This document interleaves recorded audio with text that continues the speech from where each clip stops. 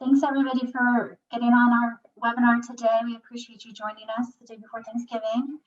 As always, please keep your lines muted. We will be recording this and sending it out afterwards and posting it on our website. And the chat feature will be the way we are taking questions. So please use that, and Melissa and John will attend to those questions at the end. With that, I'm going to turn this over to John to do some introductions. Thank you very much, Hope. And as we get into the Thanksgiving holiday, in case I don't get an opportunity before the end of the Zoom today, I'd like to wish you all a very happy Thanksgiving.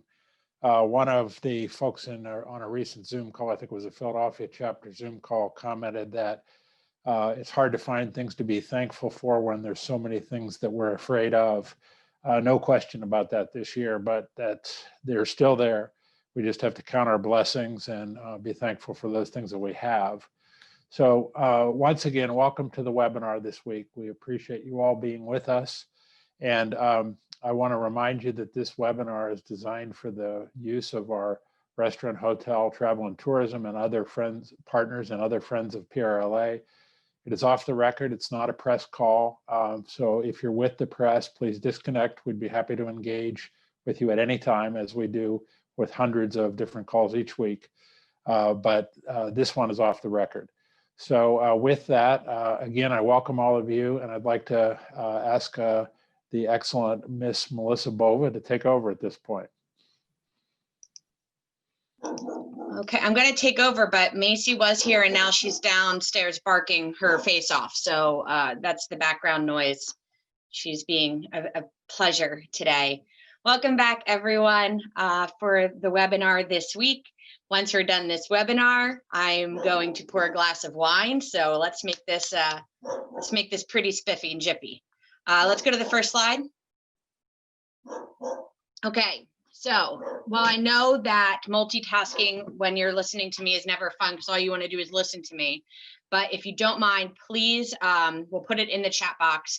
The National Restaurant Association is doing another survey to discern the impact that COVID has had on our industry. Those survey numbers have been so important in terms of us communicating how this industry is getting through the COVID crisis. That's where we got our numbers about where 66% of you said without financial relief, you wouldn't be here in 6 months. That's where we learned that Pennsylvania has laid off more employees due to our mitigation in place than almost any other state. So all of that data is what we use when we're yelling at legislators about the fact that they didn't give us CARES money. So please, take a moment to complete that survey. The more responses we get, the better data the National Restaurant Association has to push for federal relief. And especially for us, the more data we have to prove our point that our industry is over mitigated, we aren't going to make it through the winter, and we need legislative support. So please take a moment to fill out that survey as we go through the webinar today. Hope for relief, because that's all I can say. It's hope. They're not in session this week at the federal level. They do come back next week. Now, there's two kind of items that are being circulated at the federal level. There's the shooting for the stars item, and then there's the could happen maybe item. The shooting for the stars item is that COVID-4 package, that recovery package that we need to get through the winter. The Restaurants Act, all of the other tweaks and changes that we need, billions of dollar package that I don't think anybody is going to sit here and tell you is going to happen before they return in January. Unfortunately, we have a Congress that is kind of just trying to get through the next few months. We're going to have a new president. So we don't expect one of those $2 trillion, $3 trillion recovery packages to happen in the next month. What we are hoping for is that they do need to get another funding bill done. They have to, and that usually turns into an omnibus bill. And the hope is that that omnibus bill will include that second drawdown of the PPP, which if we were to say, if there's one thing we need right now, it would probably be the PPP outside of the Restaurants Act legislation, which is $120 billion. So there is a focus on that in terms of letting you draw down on that beginning in January to get you through the winter months. So that's really going to be the focus that we have at PRLA and the focus that our national partners are going to have. So you'll start getting those grassroots messaging. You'll start getting that information. We have got to put pressure on Congress to do something.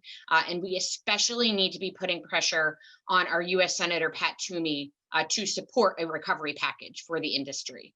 He could be key in terms of getting the support we need. So that is going to be top priority after Thanksgiving, to focus on that. And like I said, that survey data that we're collecting from you right now is what's going to be used to push that package through, which is why it's so important. So nothing this week, but there is going to be a push for that second drawdown of the PPP, and then that long awaited, hopefully it will happen, COVID-4 package to occur when they return to session in January and February at the federal level. Next slide. So where are we? The House and Senate came back to pass a budget, and that was very hard. So now they're home until January, really pretty much middle of January. So you come and you put up a few votes, and then you go home and pat yourself on the back because you passed a few bills. Also, there is rumor that there was a COVID outbreak on the House floor on Friday of last week. So that didn't help anything either. But what they did do while they were in session last week was they passed a budget. And for everybody on this call, I call it the BS budget because of the way it was handled. We have been advocating, you have been advocating, we've been having conversations with legislators for that $1.3 billion of CARES Act money to go to the industry. The intention from the feds is for that CARES Act money to go to struggling businesses to help with COVID recovery. Whether we agree or not, and I disagree, the legislature believes they found a way to use it to balance the budget by taking $1.3 billion, giving zero to any actual business that's struggling, and use it to balance the budget, primarily almost $1 billion of it going to the Department of Corrections, and justifying that $1 billion of their salary somewhere somehow could be connected to COVID response, and therefore it's a valid use of the funds. So unless the feds come back and say you can't do this, all of those roundtables we had where everybody nodded their head and said, we know you need help, we're with you, we're standing with you, they conveniently forgot it when they were trying to pass a budget, and then they patted themselves on the back for passing a balanced budget with absolutely no help to our industry. So I know you're frustrated. I think I speak for all of us at PRLA. We are also very frustrated. I think the logic behind it, if there was any, was that if they started giving it out to one sector of the community, everybody would want it and it would all get sucked up. But I think we had a very valid point that we should have gotten some type of grant program from those funds, and leadership conveniently decided that was not going to be a priority for them. So as of right now, we are going to be looking at that next COVID package for that grant relief. And of course, everybody's saying you're first on the list when we get more federal dollars. So we've heard that line before, but this is not something, again, that we are going to forget. And it's something that we're going to come back hot in January to remind the legislators that all of them who stood there and shook their heads and nodded with us and said they were going to stand with us, they certainly didn't when it came to that allocation. So that's kind of where we are on the budget. Like I said, they are done until they return in January, and that'll be a brand new legislative session. So every bill, every single thing that we've worked on, that we've been getting through the process, will begin from scratch with this new session in January. Some things that did get done. Once upon a time, before there was COVID, PRLA had a top priority. It was House Bill 1617, and it was an opportunity for us to allow those who hold an H license that was established before 1949 and got the room exemption. And if you don't have this license, this means nothing to you. But there's about 300 of those in the state, and they're operating as restaurants, but they're hotel licenses. So they can't transfer anywhere. When you go out of business, the license goes poof and it's gone. So we have legislation that was passed as part of the budget package that would allow those H licenses to convert to an R license. And then it could be moved to another location, it could be sold, all of those things that you couldn't do with that license before. This would allow that conversion. So that is on the governor's desk, and in a nice change of tune, we expect that one to get signed. So he has until I think the 29th or the 30th to sign that piece of legislation, and we expect him to do so. House Bill 1737, we did a call to action on this on Friday. Thank you for all of you who reached out to your legislators. This is liability protection across the board, not kind of the shenanigan liability protection the governor gave us this week. This is essentially any type of lawsuit or anything against a business related to COVID wouldn't stand if you, the business, took all of the precautions and followed all of the safety standards that are authorized by the CDC and the Department of Health. So it's very broad, very kind of all encompassing of all types of businesses. It did pass the House and the Senate, not with broad majority. They kind of barely passed, and it is on the governor's desk. So we are asking, if you have a relationship with the governor or anybody in the governor's office, you ask him to sign it. I think if I were a betting woman, the way he's trying to carve out liability protection in other ways makes me nervous that that's happening because he doesn't plan to sign it and he plans to veto it. But this is that liability protection we have been fighting for from the get-go, that you all need to take kind of that burden off of you in terms of somebody filing a lawsuit claiming they got COVID at your restaurant, your hotel, your event facility. So we're waiting to see what happens there. He has until November 30th to sign or veto or just let the bill become law. And of course, if he signs it or just lets it become law, this would be a huge, huge box to check for COVID recovery for this industry. Melissa, not to interrupt. Like I mentioned, Sorry. okay.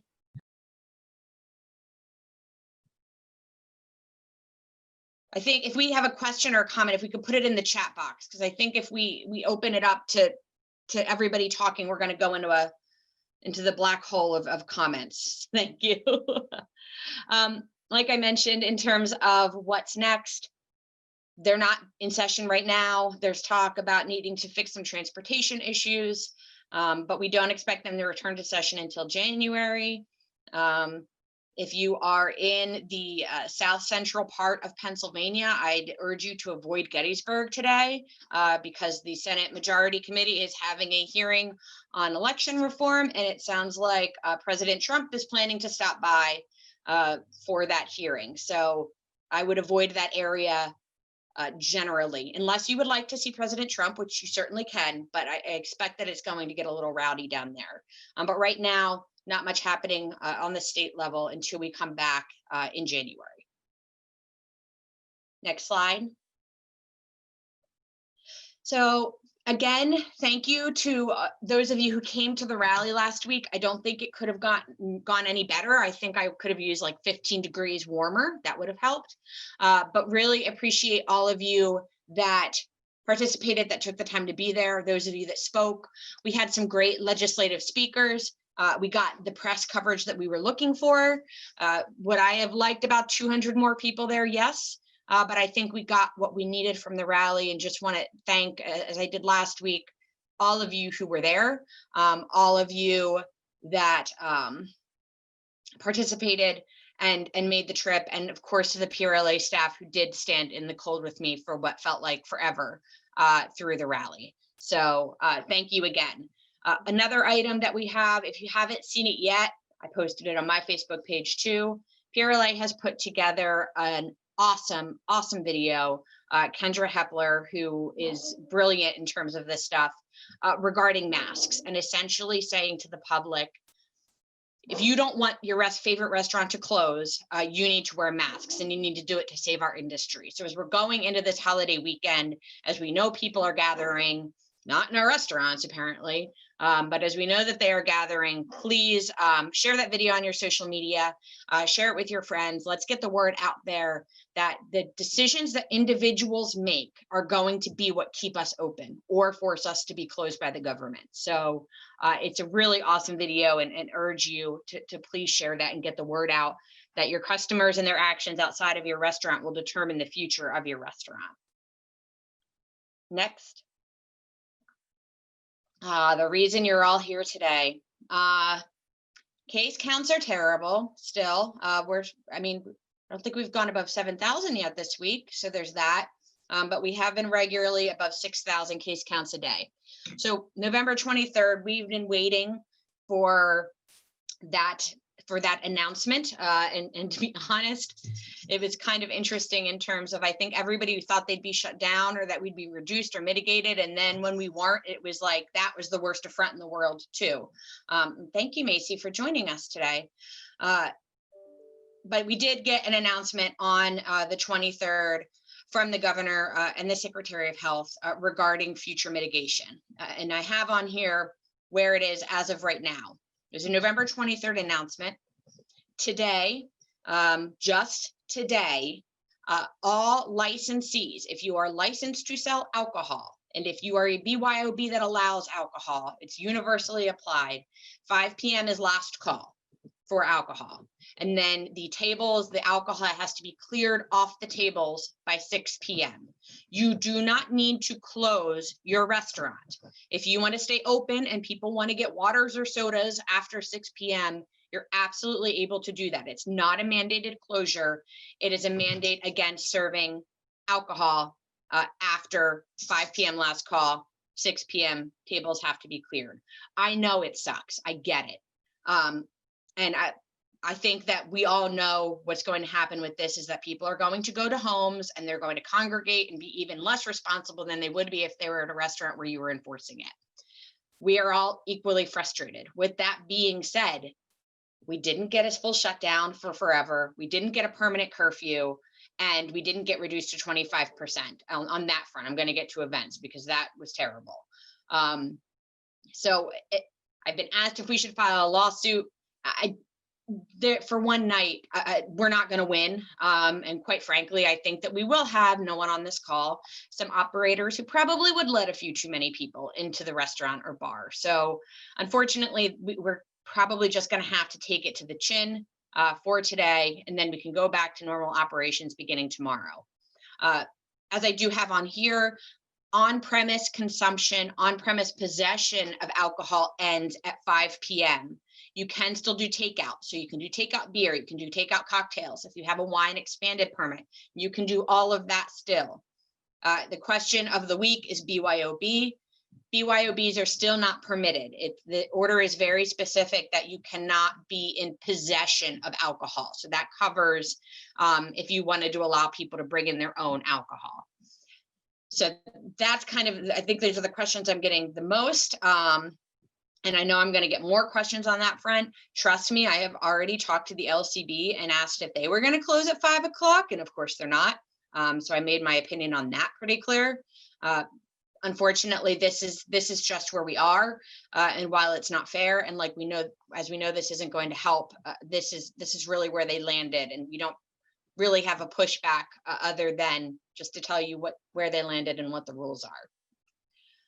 There are other portions that were part of the mitigation effort, didn't get as much coverage, but on November 27th, and I literally am like, my heart hurts for all of my hotels and my caterers and my event centers. They are once again reducing event restrictions again, and that begins Friday at midnight, so 12:01 a.m. on Friday.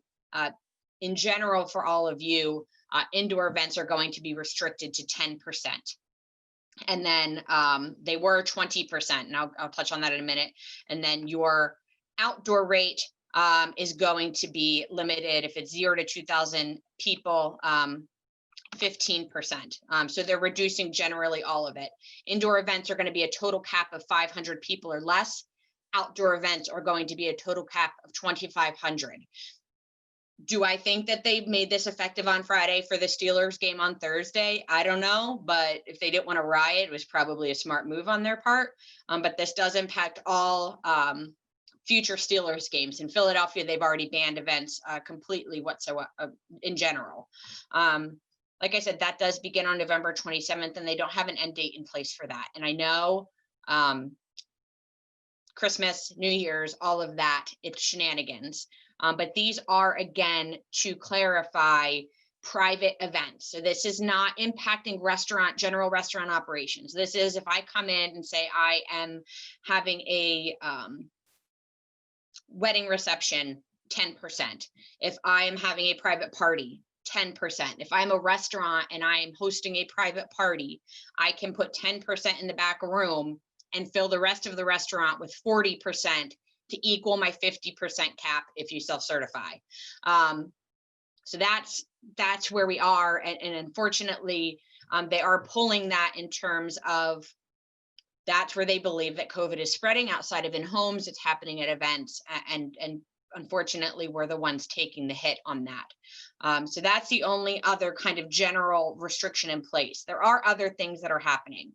Increased enforcement is going to be happening, and it's not just increasing on us. They are going to be increasing the out-of-state travel rule, the masking requirements. Universally, they're going to be increasing enforcement, and they are authorizing local police to do that enforcement. So kind of like where we were back in March. So what we're seeing is some counties are saying, and some townships are saying, our counts are too high. So essentially, they're authorizing locals to enforce the masking requirement, restaurant mitigation, out-of-state travel, all of that, if they see fit. With that being said, they once again, for the travel piece, want people to do the right thing. So their enforcement on that is not going to be that they're going to stand on 95 and check every car that comes through, like some states did a few months ago. But they will have the ability to enforce if it does become a problem. One piece of, and all of this, just so you know, because this is why I love government. If you're like, wow, I have some questions, I'm going to go to the targeted mitigation FAQ, which is one of about 25 FAQs that is currently being updated. So they don't even have the previous rules up. So that website is down. So if you have any specific mitigation FAQ questions, don't ask them today. There is, and I have gotten this question before on the mask requirement, because that did change. This is what was effective last week. Technically, for restaurants, your guests should keep their masks on until they have food or beverage in front of them. That is a slight change. Before, once they sat down, they could remove their masks. Now they need to keep their masks on. I just urge you to get the waters on the table quickly. And that's how you kind of get through that. And for questions on that, that is on the PA mask FAQ. Again, one of about 25 FAQs you have to weed through to get this information. Part of the governor's announcement this week was liability protection for masking. And that is to authorize you and give you kind of that comfort level to enforce the mask requirement more readily. And I know we talked about this a lot on the webinar last week. Everybody has to wear a mask. If they can't wear a mask, they should wear a face shield.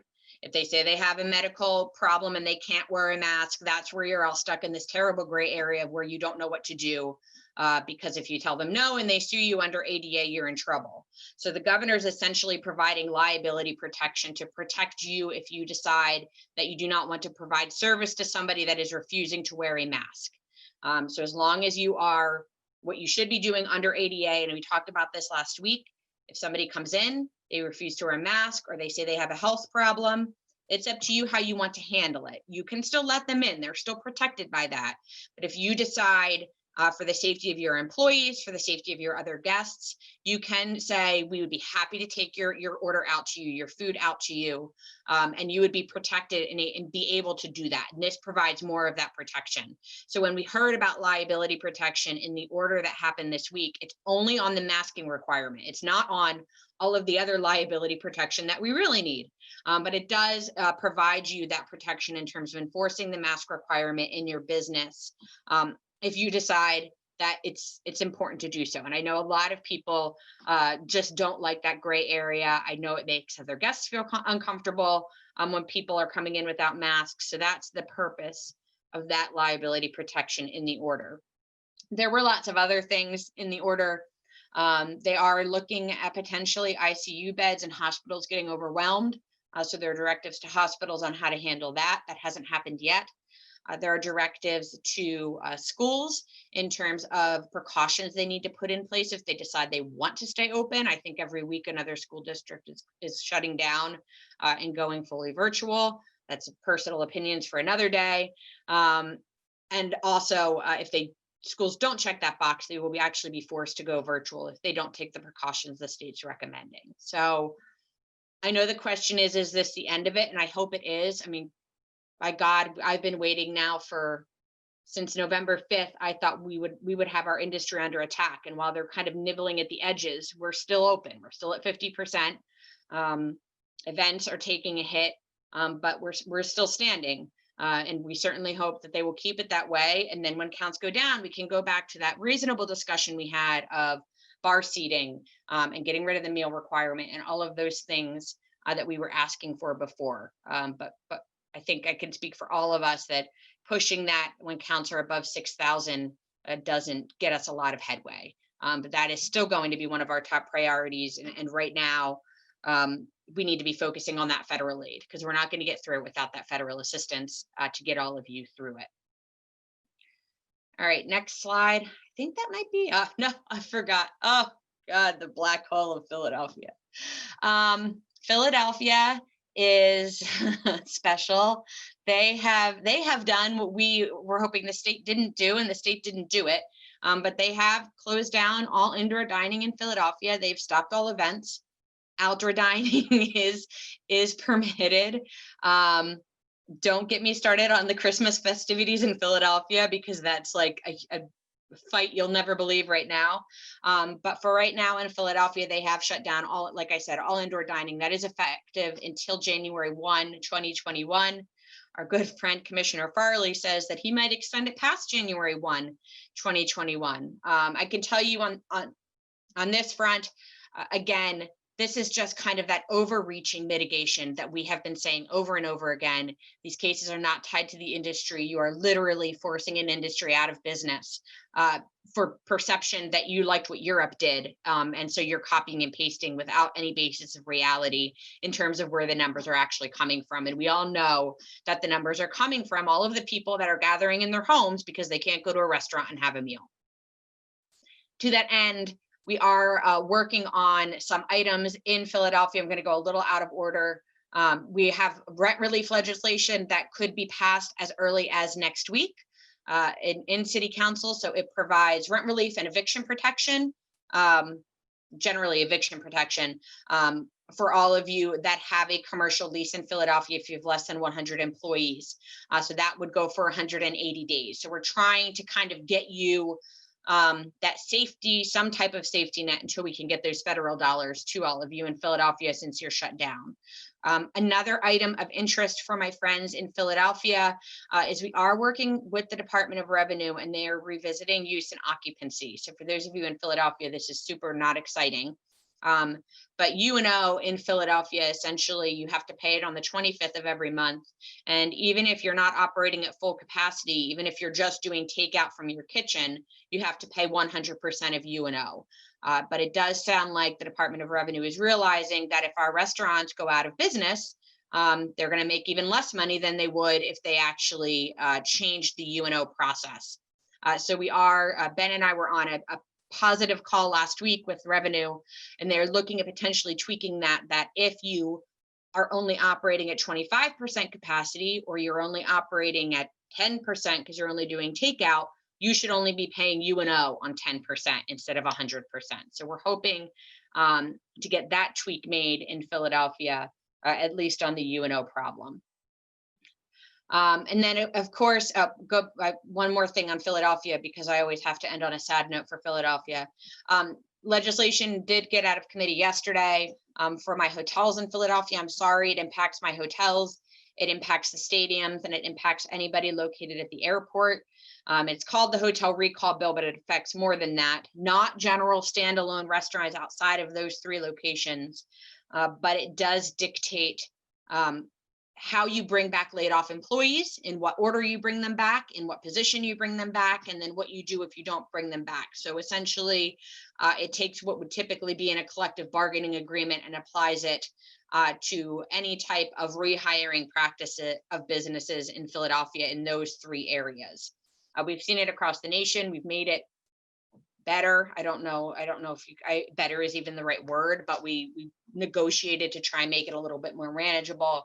But these are the types of bills that we're continuing to see pop up in Philadelphia. And then, of course, we'll go to the next slide.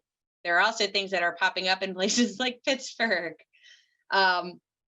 We are actively working on this issue. For those of you in Pittsburgh, I apologize in advance. It does sound like Mayor Peduto is looking to extend essentially the tenets of Families First beyond December 31st and apply it to any business with 50 or more employees in the city of Pittsburgh. So you would be mandated to pay up to 112 hours of paid leave, but you wouldn't be reimbursed from the federal government for it. So it would be an out-of-pocket expense if one of your employees comes down with COVID, needs to quarantine with COVID, or has a family member or child that is not in school or is sick with COVID.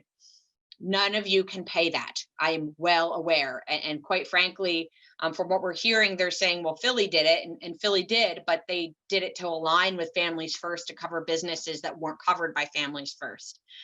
So we are working with the city of Pittsburgh to kind of discern their intent and make it clear that what they are looking to do is not something that's really being done in many places across the country. So this is really our biggest threat hanging over our heads in the city of Pittsburgh. And from what we're seeing, I still have to review the bill. This would be on top of the paid leave you already have to provide. So you guys are wrecked. You're in the red, and where you're supposed to find 112 hours to pay additional leave, even though you would love to do it, we know that that's not there. So we will be actively engaging in Pittsburgh. So please stay tuned. If we can't kind of move the needle in terms of the intent from the mayor and council members, we will be activating all of you on that legislation, just because we know that it's not feasible at this time. Not that you don't want to do it. If they want to find a way to reimburse you for it or reimburse it, happy to have that conversation with them. But it's certainly not something that when you're getting shut down that you can afford right now. I think that is the last slide. And I'll let Hope take over webinars, and I know I have a slew of questions. Great, thank you, Melissa. As always, we'll be back next week, Melissa, next Wednesday to talk about our industry update. But the NRE does have 2 webinars coming up over the next 2 weeks. One is for reaching local diners with Google, which is a workshop that they're going to be sharing tips on how to be using one simple ad solution, local campaigns, to help with connecting with local diners through the Google searches. And then on the 8th, they are going to be having a individual come to talk about the current voice-enabled apps and technologies you could be using in your restaurant to help you be more efficient during this time. So please take some time to check that out. If you don't, you can leave this up, Eric. If you don't get a chance, they will send you a recording.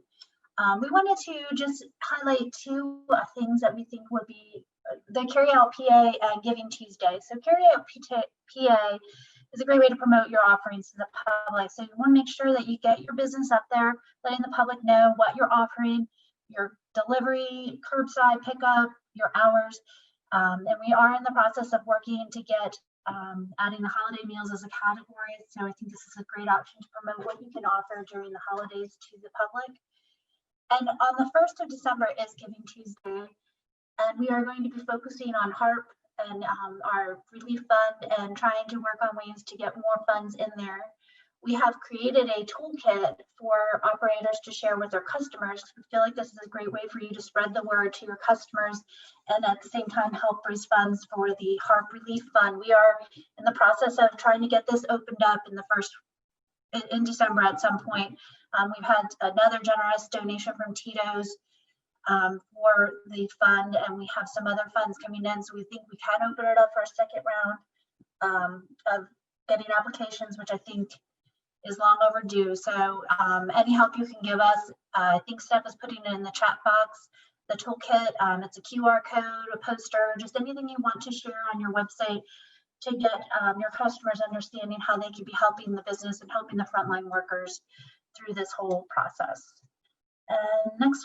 And again, we are still having our Serve Safe classes, but with the reduced capacity for indoor events, obviously it's a lot less. So if you need to get into a class, please, sign up as soon as possible so that you can get your seat. There is also a way that you can be doing some remote proctoring for Serve Safe. So if you don't feel comfortable going to a class, Serve Safe is offering a remote proctoring option too. And with that, I'm going to turn it back to you, Melissa, because it looks like there's a ton of questions. That's good, because like I said, when I'm done this, I'm turning off my computer for a few days. So ask your questions now. This is your last chance. Brenda, yes. Okay, so Brenda's question was, some businesses are concerned to self-certify because they think it is going to create more liability. Thoughts? It seems like there's nothing in the process that can cause any type of negative outcomes. That's correct. And they have made it very clear in the guidance that there is not going to be increased enforcement, increased penalties to self-certify. Now, if you go to 50% and you don't self-certify, then you're in big trouble. So don't go to 50% and not self-certify. That's where the penalties are going to get you. That's where you're going to be under threat of being shut down. But they have made it. Now, if you were, I think in the beginning, we saw more enforcement when they first started doing self-certification, but there weren't increased penalties or more liability because of it. There's only more penalties if you go to 50% and you haven't self-certified, and they have made it clear. But if things have changed or any of you have had a different experience, please let us know.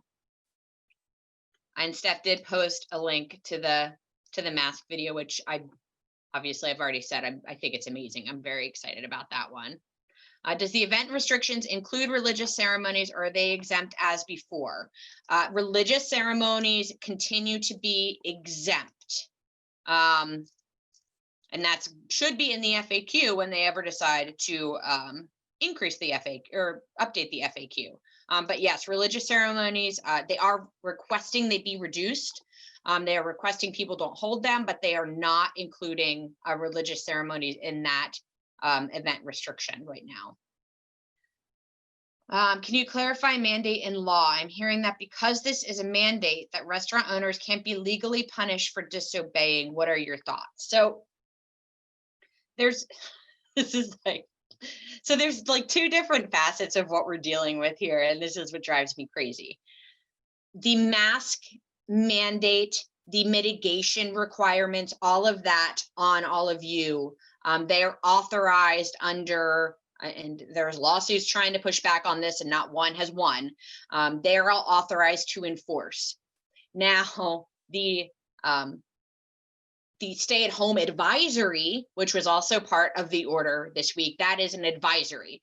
So when you have an order or a mandate under the department, that is enforceable. If it is an advisory, they're just advising you to follow these guidelines and that they will not be enforcing that. So tonight with the 5 o'clock, you better believe LCE is getting overtime on that one.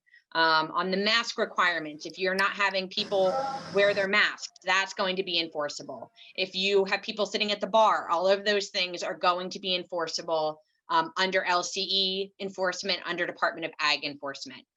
Things like I said, the stay-at-home advisory that they have, they will not be enforcing. And like I said, the travel ban, it's like, this is what they, and I get it. I mean, they're basically saying we can enforce it. You know, if we wanted to, we could, but we don't want to. So that one is difficult to enforce. But everything that's against our industry, because we are regulated, our licenses do come from the state. Unfortunately, they do have the power, unless a court decides otherwise, which we haven't gotten yet, to penalize us for not following the rules. Terrible is not even the right word. The slickness with which the gathering sizes was slipped into that announcement was just plain slimy. Maggie, I have to agree with you, because when we got word of what was happening, no one mentioned gatherings to me. All John and I knew was the November 25th. And then like after the fact, I was talking with someone and they're like, oh yeah, gatherings. And I'm like, you didn't tell me that. So yes, they didn't touch upon it a lot in the press conference. The media hadn't really picked it up because everybody jumped on the 5 p.m. rule. So I agree. That was not good. I do agree on that front. I was also surprised because I thought I had all the new rules figured out, and then they did slip that one in there on us. How does the takeout after 5 p.m. apply for hotels?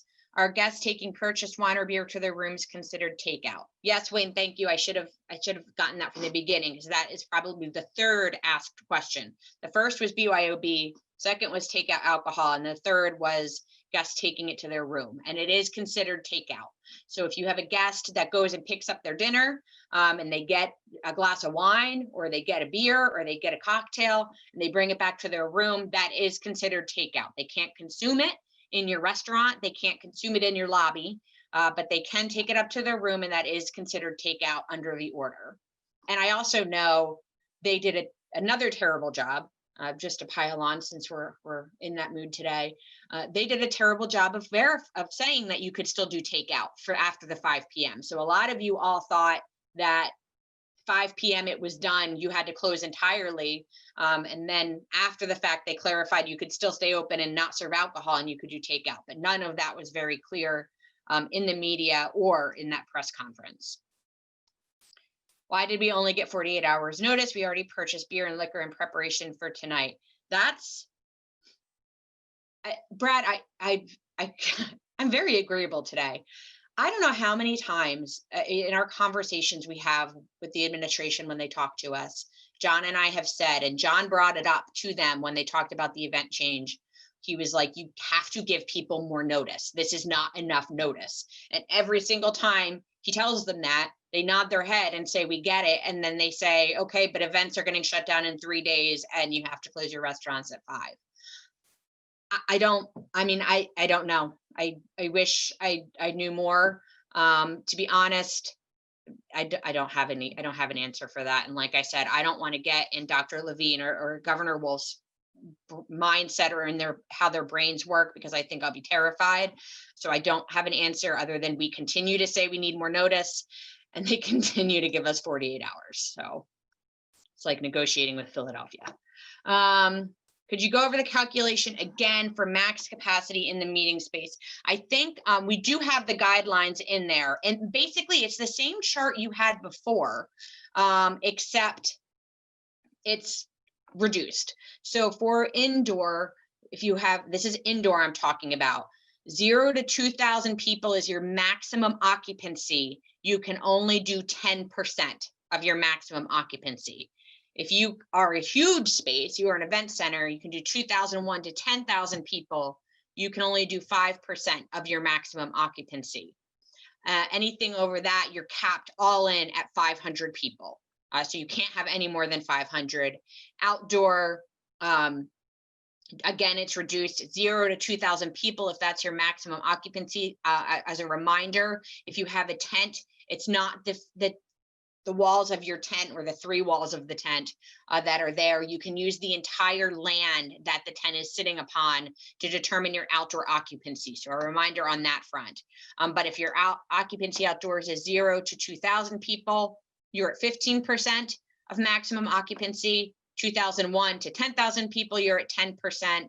And then more than 10,000 people, you're at 5%, no more than 2,500 people. If you are from the great city of Philadelphia, don't listen to anything that I said because you can't do anything. But that is for the 66 other counties in Pennsylvania. And that is, if you do go, it is in the press release. And like I said, they are enforcing the mitigation FAQ, which will have more information on that. So nothing's changed other than they basically made the event size so small that you can't really have events. How do they enforce the out-of-state travel rule? Tess, I don't think they really know. They're saying they can. I would like to see the state trooper that pulls somebody over and asks if somebody has a copy of their COVID test that they got before they entered the state. So I don't think that it's going to truly be enforced. I'll say again, for my hotels, or if you are a business that's located on the border, you are not required to enforce the out-of-state rule. I do suggest that you do signage, letting them know that this is what's in place in Pennsylvania, but you are not required to ask to see somebody's COVID test. And though it might be nice, you are not required to extend their reservation to 14 days so they can quarantine if they don't have a COVID test. So you are not required to enforce it. I think it's going to be kind of, if I were to guess, and obviously my guessing has been terrible lately, it's going to be like when we had the stay-at-home order before and one cop pulled over one person and they just got beat up for it, for pulling somebody over because they said that they weren't staying at home. I don't really know how they're going to enforce the state travel rule, but if one cop or one enforcement agency does somewhere, I think we're going to hear about it and then we'll have the answer to the question. Tracy, who's enforcing the enforcer? I don't know. I guess the governor or the Secretary of Health. I mean, everybody works under the authorization of them. So that's I think that answers the question, but I have to do a shout out to Tracy, who has been sending me painful but also entertaining emails about her opinion of everything that's happening. So Tracy, thank you for those, because while I know it's so frustrating, your tongue-in-cheek comments do make my day. So thank you. Okay, if a business has a protective plastic barrier across the counter that separates the employee and the customer, does the employee still have to wear a mask, or is the barrier enough? The employee should still wear a mask at all times. There's really no scenario now with the new order, with the mask order that came out last week. If you are anywhere in a business, an employee or a guest, and you are around other people and in any way could be around other people, you need to wear a mask. The barrier is a great extra protective device, and in a lot of places in Philadelphia, you do need them, but the masks are required. And if they can't wear a mask, they need a face shield. Enforcement in Berks County is an absolute joke and seems non-existent. Numerous places are doing whatever they wish. Very frustrating. Suggestions. I mean, I think, Mike, we've talked about this. Berks doesn't have their own enforcement. They use LCE and they use ag. You can turn people in that are violating the rules. I do think now that local police are authorized, you might see some more enforcement on that front. That's going to begin really kind of now and especially on Friday. That might be another avenue. I think while enforcement is happening, obviously from enforcement agencies, also, and like we said this before, it needs to happen from the general public too. You know, if you walk into a restaurant and they're not following the rules and are blatantly disregarding safety, they're putting every safe restaurant, hotel, and catering operation at risk because they're being an idiot. So I think the general public really needs to step up, and all of us need to step up and walk in. I went into a local restaurant here in Harrisburg and I walked out again because they didn't have the barriers up between the booths and they didn't have their tables distant. And then I sent them a message afterwards. But it's really going to be the general public that's going to have to help with this, where enforcement isn't covering it as much as they need to.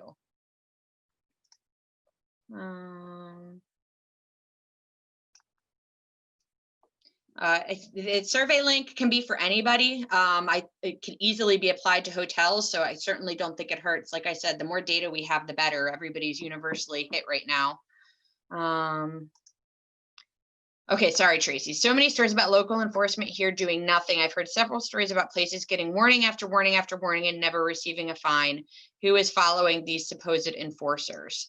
I mean, LCE, and this is the other thing, the increased penalties that are taking place, I think they're in place now. If not, they're beginning Friday. That will change. So they will no longer be able to give just warning after warning after warning. There is going to be a mandated tiered effect. And don't ask me to tell you what it is because it's in the press release and I just don't remember off the top of my head.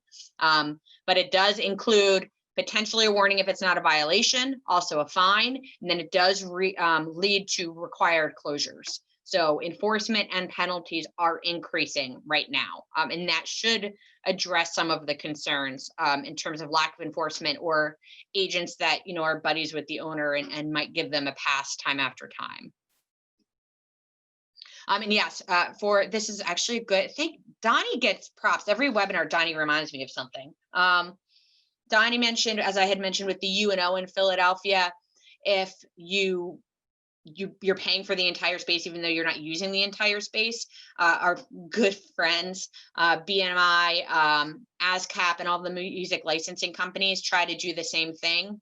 I can tell you, if you get a bill from your music licensing provider and they're calculating 100% of your space, you should reach out to them. They will adjust that to represent 50% if you're operating at 50%, or 25% if you're not certifying. They're not telling you that up front because they want people to pay 100%, but you should reach out because they will adjust it because of the restrictions in place.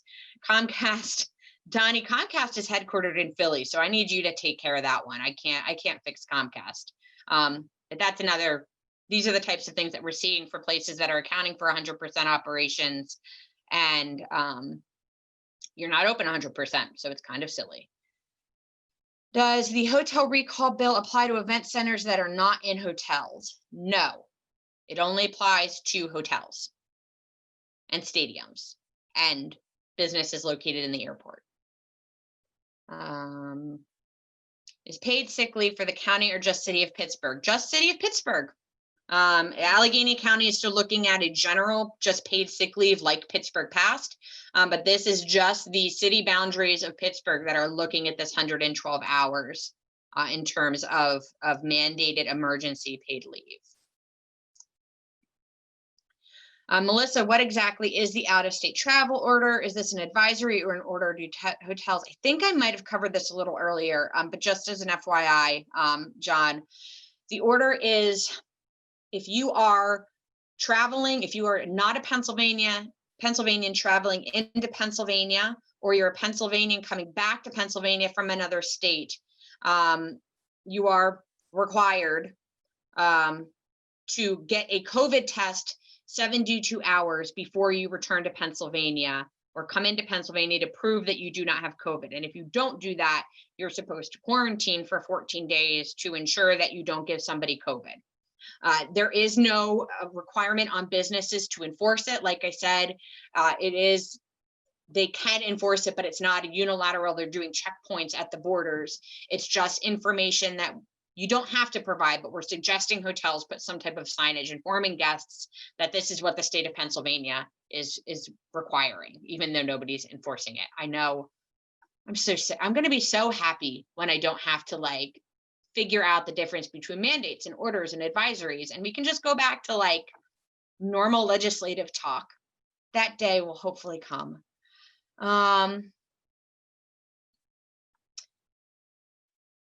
As I sit here watching produce rot in my walk-in, I can't help but wonder if we can expect another last-minute shutdown on December 29th, and we all get stuck with thousands of dollars in lobster and filet.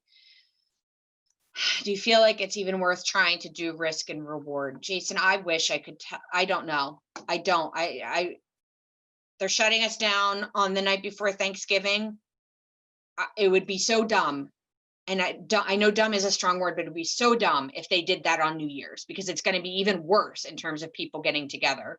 I think we have to watch the counts and see where they land. And John, you turned your video on, so I don't know if you have any motivational words, but I can't predict the minds of our leaders in Harrisburg.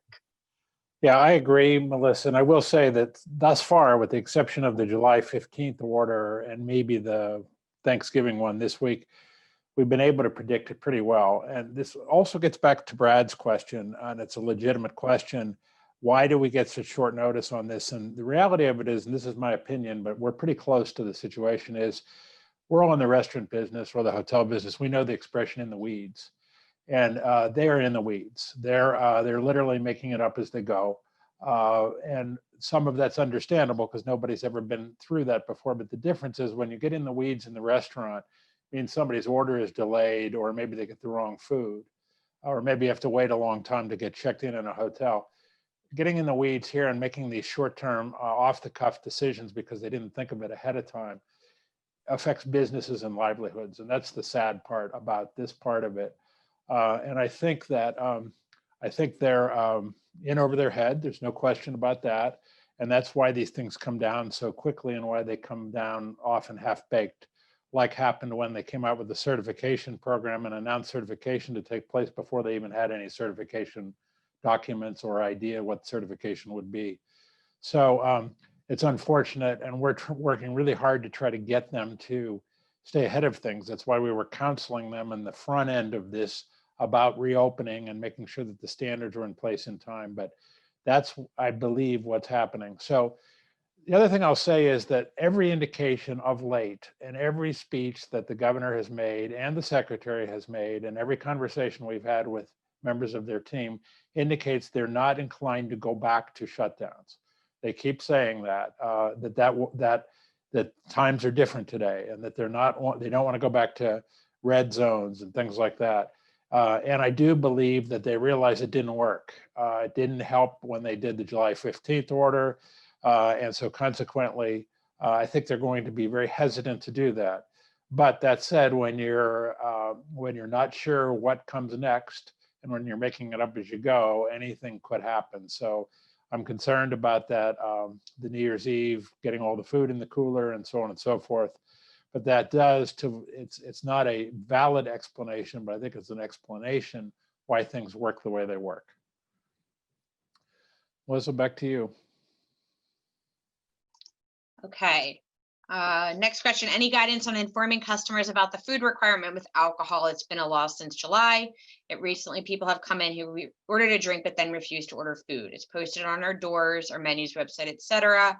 Makes me think places are not universally enforcing this law. It is a law, correct? It's a potato. It's not technically a law because the legislature didn't pass it, but it is a mandate by the governor. And Brad, I think really the problem we have with that is that it's been around since July and people aren't thinking about it anymore. You know, you're not reading about it in the paper. So people go out and decide they want to get a glass of wine, and then they are affronted that they need to get a cheese plate to go with it. Again, you are not supposed to, force a hot dog in somebody's hand when they're sitting there having a beer. But you are supposed to remind them that they need to get the food. I've seen it both ways because I've been going out a lot. I've seen people where I sit down and they say I need to order food before I can even order my drink, or I have to order at the same time. I have seen people that just operate normally and don't say anything. And then I've seen people who, when I order my drink, say, just so you know, you do have to get some food as well. I don't think there's any good guidance other than you need to do everything you can to make sure people know that this is the rule. Some restaurants, like I said, have kind of like the $2 piece of pizza. There's something small that really checks the box. And we're seeing that as well. You're not supposed to kick somebody out of the restaurant because they don't get food. But I do agree, because it's been in place for so long, people aren't thinking about it, and they are frustrated by it. I'm a diner and have counter service in a separate bar area. I am not seating at the bar, but continue to seat at my counter space. Connie, I need to double check. I don't think you can. I need to double check the definition of bar seating. In Philadelphia, you can't do that. I'm not sure about the rest of the state. And if you do, you need to have some barriers up. But let me double check that, unless Ben or Steph, you can do a quick search on that just to see what the definition of no bar seating is. We have a small retail area in the hotel that says alcohol. Are guests allowed to purchase from that area as opposed to the restaurant? Does that then turn into BYOB somehow? Probably not a great idea to try and make a loophole. Just trying to explain all scenarios to staff. Also, any guidance on room service that includes alcohol? If you have, and I know a lot of the select service hotels have kind of that like area, like that little gift shop or that area you can get food and drink. That's considered takeout. That's kind of considered the same as if you have a bottle shop or you go into Giant and you get a 6-pack of beer and a bottle of wine. They cannot consume it on the premise though. So they can't take that bottle of wine and then go into your dining room and order a sandwich and sit at a table and drink the bottle of wine. They can purchase it, they can bring it back to their room, but they cannot sit on site and consume it. And also, as I mentioned, room service is considered takeout. So that is still permissible. You can deliver the bottle of wine, the cocktail, whatever it is, via room service. That is considered takeout. I think that covered those questions. I'm seeing outdoor structures on the street. You guys are making up for like 3 weeks. We're done at like 11:40 and you're coming in hot today. I'm seeing outdoor structures on the street and in parking places. If they're literally enclosed with light and heat sources, how does that differ from indoor dining? And if this is a liberty, can the city of Philadelphia assist with outdoor tenting for restaurant rows?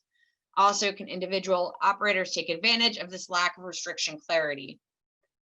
That's actually interesting if there are totally enclosed structures in the city of Philadelphia, because I have never seen the streets department out more than I have since COVID started. So if there is a totally enclosed outdoor structure in Philadelphia, I would dial 311 and just let somebody know, because I can assure you they're quick to impose a fine for those that are violating the rules in Philadelphia. I've never heard a lack of enforcement complaint for Philadelphia. I would advise that you not do it because they are fining people. I think it starts like at $74 or $75. But I would make sure you cannot have an enclosed structure in the city of Philadelphia. Thank you, Michael, for your thank you. We have carry out PA going on. I feel bad picking on another industry, but does the governor not expect crowds in major retail stores on Black Friday? I haven't heard anything about limiting Xbox sales to 5 p.m. Am I missing something? Retail stores can still operate at 75%. I refuse to participate in Black Friday. I think it's crazy. God bless those of you who do. But I'd be curious to hear, like, if there are people outside that are keeping track. Like once upon a time when you'd go to Costco and you'd have a line to get in. I'd be curious if that's instituted again. And if it's not, I think that's something we definitely need to push back on. I can tell you the state stores are, because I had to wait in line yesterday at the state store. And I know some stores are, but I'd be very curious. Technically, they can't have more than 75%. It's between them and God if somebody is going to enforce that if they're higher than that.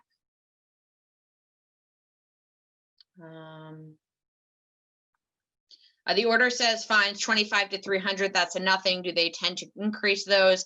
That's for the first offense. And then it goes, I think, to shutdowns from there. So yes, the fines are kind of silly, but they're restricted in some ways for the fines. And PRLA has said that we would support increased enforcement of bad actors. And they need legislation, I think, to increase some of the fines, and they just haven't moved forward on that.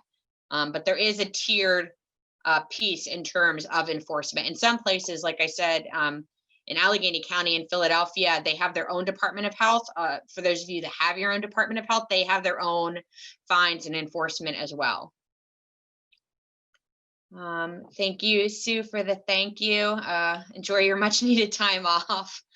Thank you. Have a happy Thanksgiving. I think we're getting to close to the end. Okay, Manayunk is where the bad people are. Albert, I'll let the Department of Health know about Manayunk. Philadelphia regarding outdoor structures. If they have more than 2 sides, they are treated as indoor structures. Guess that means they must be closed as of this week. Before this week, the operator had to have a certification that there are at least 10 air changes per hour in the state. I think that is just I think that's an FYI and not a question. I think I'm at the end. And if there are any other questions, I'll answer them. But I do want to say, at least on behalf of me, I hope everybody has as good of a Thanksgiving and a holiday as you possibly can. I know tonight is going to suck. I am planning to pick up a few cocktails to go before I travel for Thanksgiving. Not that I'm traveling anywhere for Thanksgiving. But seriously, thank you all for your support. I know PRLA, we are going to have the office closed Thursday and Friday. I'm going to sleep a lot and I'll come back ready to rock come Monday. But appreciate all of your support and all of your positive feedback and your support of PRLA this year. I am especially thankful that you guys have stuck with us as much as we continue to stick with you, whether you want us to or not. So with that, happy Thanksgiving, everyone. John, I don't know if you have anything to wrap up with. I just want to say thank you, Melissa. You've been amazing throughout this whole thing, as has the entire PRLA team. I am very blessed to have the opportunity to work with all of you, and I really appreciate the good work you're doing. Enjoy the time off. If anybody has an emergency, you can always reach me, and I'll do my best to muddle through it. So thanks again, and have a nice Thanksgiving. Thanks, everyone. Thanks, everyone. As always, we'll send this recording out. Happy Thanksgiving.